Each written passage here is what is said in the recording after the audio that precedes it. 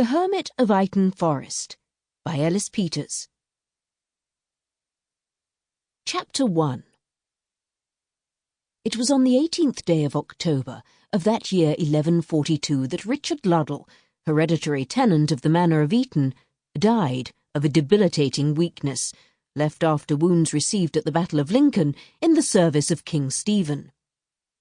The news was duly brought to Hugh Berengar in Shrewsbury Castle, since Eaton was one of the many manors in the shire which had been expropriated from William Fitzalan, after that powerful nobleman took arms on the wrong side in the struggle for the throne, held Shrewsbury for the Empress Maud, and took to flight when Stephen besieged and captured the town. His wide lands, forfeited to the crown, had been placed in the sheriff's care as overlord, but their tenants of long standing had been left undisturbed, once it was clear that they had wisely accepted the judgment of battle and pledged their allegiance to the king. Luddel, indeed, had done more than declare his loyalty. He had proved it in arms at Lincoln, and now, it seemed, paid a high price for his fealty, for he was no more than 35 years old at his death. Hugh received the news with the mild regret natural to one who had barely known the man, and whose duties were unlikely to be complicated by any closer contact with the death.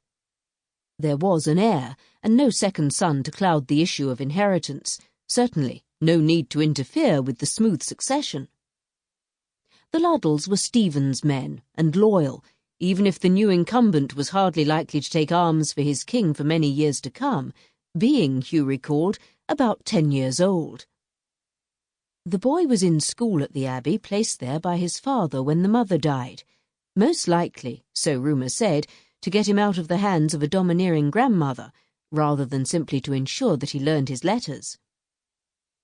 It seemed, therefore, that the abbey, if not the castle, had some enviable responsibility in the matter, for someone would have to tell young Richard that his father was dead.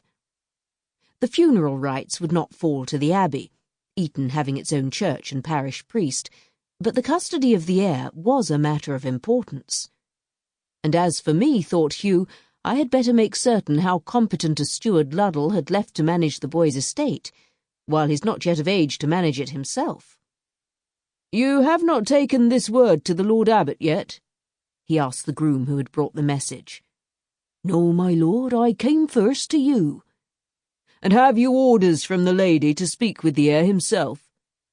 "No, my lord, and would as soon leave that to those who have the daily care of him." "You may well be right there," Hugh agreed. "I'll go myself." Sample complete. Ready to continue?